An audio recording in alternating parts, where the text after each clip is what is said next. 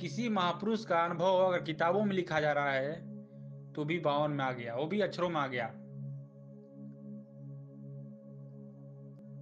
लेकिन जो आपको अनुभव होगा, जो आपको महसूस होगा, जो अपने जीवन में प्रैक्टिकली अनुभव करेंगे, इसमें दोनों में बहुत अंतर है। यह आपका खुद का अनुभव है और वो दूसरे का अनुभव है। किसी किताब में दर्शाया गया है, अक्षरों में वर्णन किया गया है। जो आपका अनुभव है वही आपके जीवन में काम आएगा। दूसरे का अनुभव आपके जीवन में नहीं काम आएगा। अगर वो अगला होश पूर्वक शरीर छोड़ने की कला को सीख लिया है तो आप अपने शरीर को नहीं छोड़ पाएंगे। लेकिन जब आप अपने शरीर को छोड़ने की कला को सीख लिए हैं, अनुभव कर लिए हैं, प्रैक्टिकली अनुभव हो गया है, तो अंत समय में अपने शरीर को छोड़ देंगे, होश पूर्वक अपने शरीर को छोड़ देंगे। अनुभव और थ्योरी में यही अंतर है। अगर अनुभव को किताबों में दर्शा गया गया तो वह अनुभव वास्तव में नहीं रहा, अब वो 52 में आ गया। वो किसी महापुरुष का था। वो जब तक महापुरुष थे तब तक उनके शब्दों से कल्याण हुआ, क्योंकि जो अनुभवी होता है उनके शब्दों में पावर होता है। लेकिन उसी शब्दों को अगर लिख दिया जाए, अब वहां पर निर्जीव हो गया। निर्जीव कहने का मतलब कि अब उसमें पावर नहीं होगा, अब उतना काम नहीं करेगा। लेकिन जब तक वो व्यक्ति, तब तक वो महापुरुष, तब तक वो संत जीवित था, तब तक जितने लोगों को सत्संग सुनाया, दिशा दिया, लोगों में परिवर्तन हुआ। वैसा ही आपको भी जीने की जरूरत है, अनुभव करने की जरूरत है। जिस दिन आप अपने भीतर उतर जाएंगे, जिस दिन आप अपने भीतर अनुभव कर लेंगे, आप भी उसी महापुरुष जैसे हो जाएंगे और आप भी अपना जीवन होशपूर्वक जिएंगे। क्योंकि यह प्रमाणित करता है कि किताब भी बहुत पहले से है और मानव भी बहुत पहले से है। और मानव किताब को पढ़ते हुए आया है, ग्रंथों को पढ़ते हुए आया है, धर्म किताबों को पढ़ते हुए आया है, लेकिन कल्याण नहीं हुआ है। अगर किताबों को पढ़ लेने से अनुभव हो जाता तो आज हर घर में भी एक संत होता।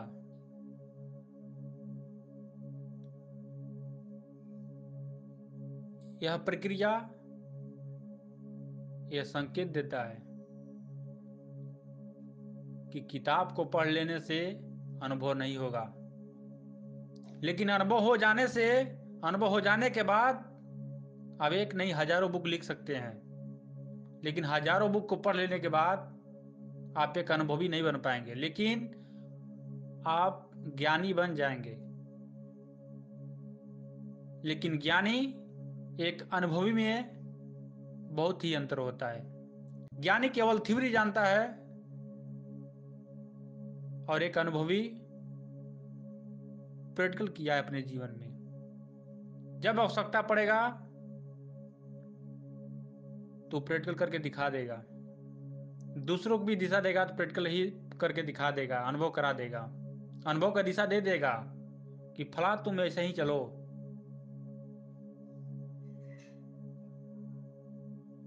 वो प्रैक्टिकली जो अनुभव हुआ उस दिशा का राह दे देगा, वो दिशा का संकेत दे देगा और उस अगले को भी वैसे ही अनुभव होगा। वो अगला भी अपने शरीर को छोड़ देगा, अपने शरीर को छोड़ने की कला को सीख लेगा। तो किताबों में जो लिखा है भले ही किसी का अनुभव है, लेकिन वो दूसरे का अनुभव हो गया। वो लिखी हुई शब्दों में आ गया, वो 52 में ही आ गया। लेकिन आपको अपने अनुभव की जरूरत है। अपने अनुभव में जो होगा, जो मिलेगा, वही आपके जीवन में काम आएगा। जिसने अपने भीतर उतरा, जिसने अपने भीतर अनुभव किया, उसका जीवन धन्य हो गया। जितने महापुरुष थे वो अपने ही भीतर झांके, अपने ही भीतर उतरे, तब लोगों को दिशा दिए। अगर अनुभव हो गया तो हजारों बुक लिखा जा सकता है, लेकिन हजारों बुक को पढ़ करके एक कोई संत नहीं बन सकता है। ज्ञानी जरूर बन जाएगा। जैसे एक व्यक्ति जीवित है, जब तक व्यक्ति रहेगा तब तक उसको फोटो बनाया जा सकता है। उसका फोटो खींच करके हजारों करोड़ों फोटो बनाया जा सकता है, लेकिन हजारों करोड़ों फोटो मिला करके एक व्यक्ति नहीं तैयार किया जा सकता है। एक जीवित व्यक्ति नहीं तैयार किया जा सकता है। वैसा ही अनुभव और थ्योरी में यही अंतर है। अगर अनुभव हो गया अपने जीवन में तो थ्योरी बहुत बोल देंगे, थ्योरी का दिशा बहुत दे देंगे, लेकिन थ्योरी को जान करके प्रैक्टिकल नहीं कर पाएंगे। प्रैक्टिकल के लिए आपको अध्यात्म के क्षेत्र में थ्योरी छोड़ना पड़ता है, शब्द छोड़ना पड़ता है, क्योंकि आपको निशब्द होने की आवश्यकता पड़ता है।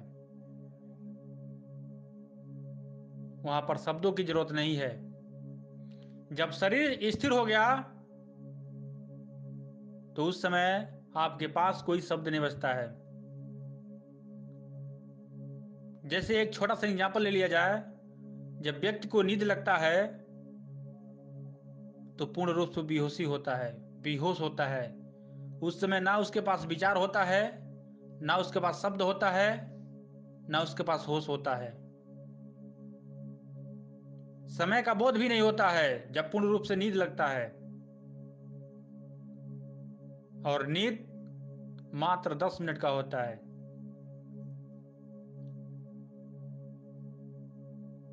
उसके आगे और पाछे स्वप्न का अवस्था आ जाता है। लेकिन वास्तव में जो नींद है मात्र 10 मिनट का होता है। जब व्यक्ति को नींद लगता है तो उस समय उसकी ऊर्जा नाभि पर होती है, मणिपुर चक्र पर होती है, सूक्ष्म शरीर में होती है।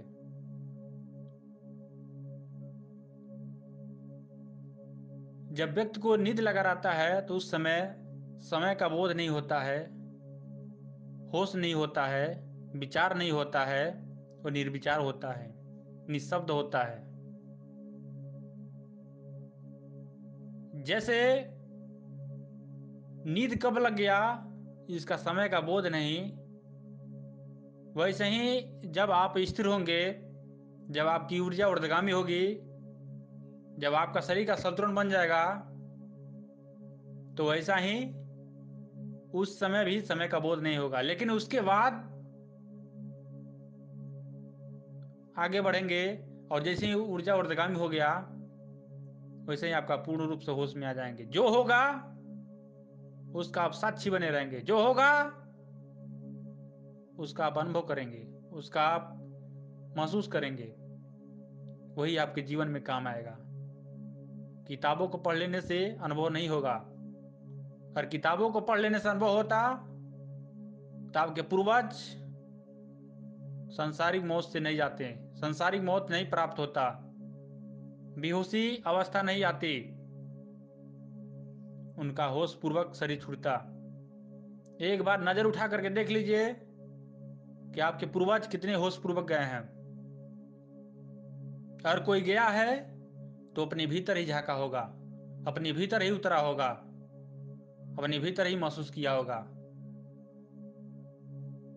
परमात्मा ने मानव का शरीर दिया है, जीवन दिया है, इस शरीर को, इस जीवन को समझ लेने की जरूरत है।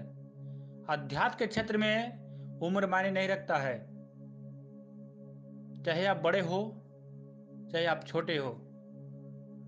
ये शरीर का आकार छोटा बड़ा हो सकता है, लेकिन दोनों में पावर एक ही है, दोनों में ऊर्जा एक ही है।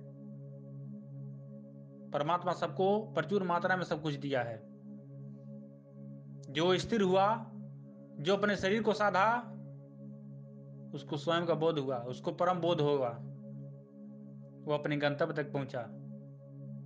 आपको भी अपने भीतर ही उतरने की जरूरत है। अब स्वयं का अनुभव करने की जरूरत है, खुद का बोध करने की जरूरत है, किताबों को पढ़ने की जरूरत नहीं है। शरीर स्थिर, मन स्थिर,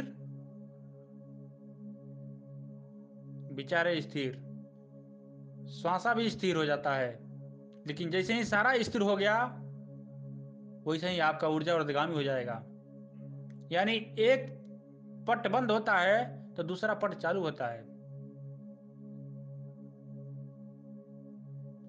यानी दाएं और बाएं का, सूर्य और चंद्र का संतुलन बना और सुषुम्ना जागृत हो गया।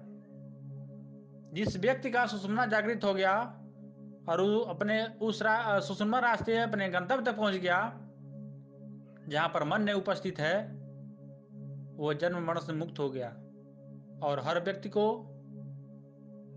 ये अनुभव करने की जरूरत है, ये महसूस करने की जरूरत है, अपने भीतर उतरने की जरूरत है। जो महसूस करेगा, जो अपने भीतर उतरेगा, वही स्वयं का बोध कर पाएगा, परम बोध कर पाएगा, अपने गंतव्य तक पहुंच पाएगा। खुद में अनुभव करने की जरूरत है, खुद में उतरने की जरूरत है।